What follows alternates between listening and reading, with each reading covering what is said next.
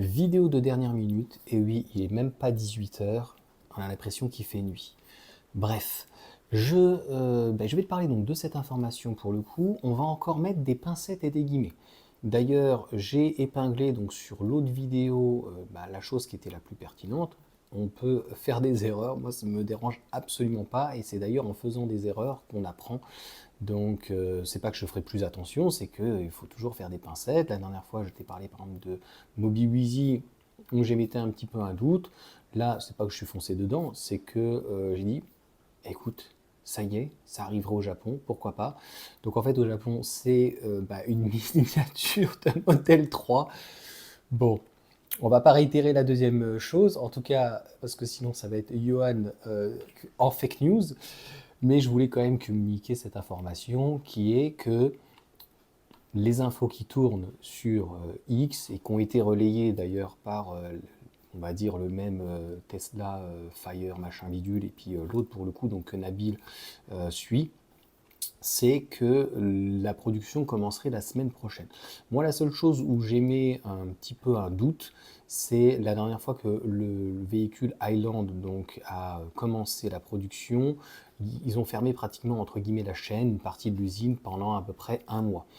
Donc il faut supposer que ça aurait dû être la même chose dans la mesure où l'assemblage n'est pas le même et donc il faut faire des modifications sur la chaîne de montage logiquement. Peut-être un peu moins du fait que le modèle Y est d'une conception différente quand même que le modèle 3. Bon, voilà. Encore une fois, avec Tesla, c'est toujours très très compliqué. Donc, à la fois, je pense qu'il laisse circuler, non pas forcément toujours des informations, des fausses informations, mais pour faire le buzz. Et ça peut être un petit peu fatigant. Pourquoi je communique quand même sur cette information? C'est d'essayer. Alors, trop communiquer pour communiquer, ça ne sert à rien. Mais à un moment donné, il faut bien le faire parce que ça va tellement vite dans le monde de Tesla.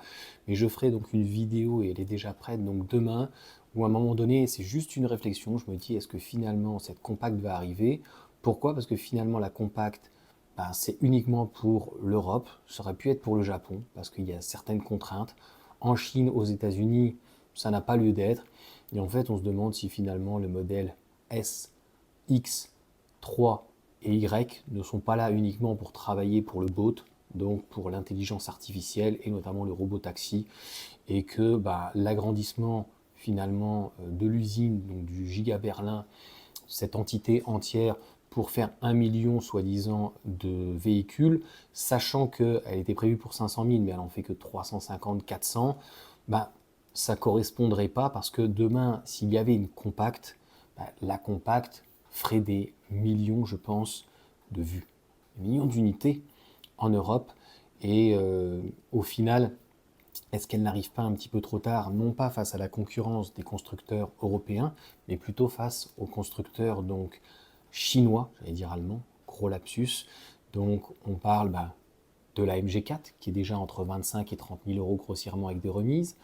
On parle aussi de Geely qui peut s'aligner parfois avec Volvo, Smart ou quoi que ce soit, mais c'est surtout on va avoir Leap Motors derrière avec Stellantis, mais ça j'en parle dans la vidéo, donc qui arrive avec une B10, donc vraiment avec un petit montage sympathique, etc., qui devrait tourner entre 25-30 000, je pense 27, 28 000, 29 000 grand maximum, donc ça va tout casser pour 4,50 m. Et puis on attend BYD, au-delà de la Seal Lion pour le coup, c'est la GT, la petite Seal GT, donc enfin petite, c'est censé être une compacte qui fait 4,63 m, donc il faut imaginer qu'elle serait positionnée en prix en dessous d'une Atto 3, logiquement, d'un petit SUV.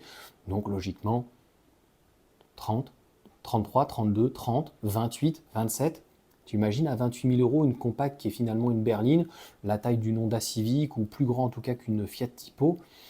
Je pense que ça pourrait rencontrer un très très très grand succès et je serai en tout cas le premier à être enthousiaste pour voir ce type de véhicule parce que la concurrence, c'est ce qui fait bouger pour le coup les choses et c'est pas finalement en restant cloîtré chez soi que ça soit positif. Donc voilà pour cette petite vidéo et cette incrustation. Bon, on va vite le savoir hein, si ça rentre éventuellement en production.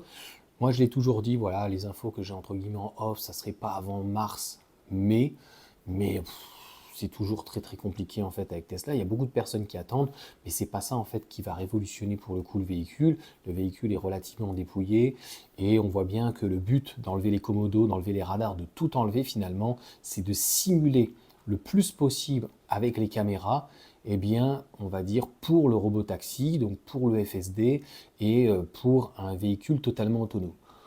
Encore une fois, peut-être en Chine, peut-être aux États-Unis, mais en France, j'en parle donc dans cette vidéo demain, ça va être quand même très très très compliqué. Il y a des endroits où il y a des routes, il n'y a pas de signalisation, il n'y a pas de marquage par terre. Voilà, c'est finalement le charme de la France, c'est ce qui risque peut-être de perdre la France et de devenir peut-être la Grèce de demain, c'est-à-dire un pays touristique et qui subit d'un côté et de l'autre la mondialisation. Et sur ce, bonne soirée si vous me regardez donc samedi, bon week-end, et puis pour ceux qui regarderont par la suite, bonne semaine, et puis on verra pour cette actualité ce qu'elle donnera. Hein. Franchement, c'est apprendre au conditionnel. Calme-toi. Les gens qui mettent des messages pas très sympas, non, il y en a eu très très peu, voilà. Donc on peut se tromper, ça arrive quand même très très rarement, et même sur des réflexions, je peux me tromper. Donc voilà, j'ai pas la science infuse, mais je te délivre, je te donne les informations, en tout cas, comme je le pense. Allez, ciao à tous.